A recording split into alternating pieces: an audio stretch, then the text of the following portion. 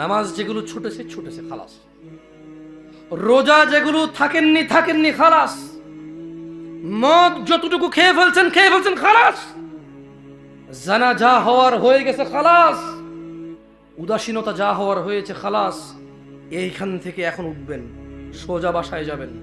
কাপড় চোপড় নষ্ট হলে পরিবর্তন করবেন, গা নষ্ট হলে গোসল করবেন, ভালো জামা কাপড় পরবেন। আর যদি পবিত্র হয়, খালাস লাগবে না, ওযু করবেন।